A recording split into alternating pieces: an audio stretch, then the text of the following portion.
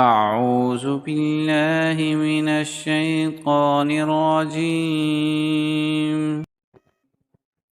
بسم الله الرحمن الرحيم. الحمد لله رب العالمين، الرحمن الرحيم، مالك يوم الدين. إياك نعبد وإياك نستعين. اهدنا الصراط المستقيم، صراط الذين أنعمت عليهم غير المغضوب عليهم ولا الضالين.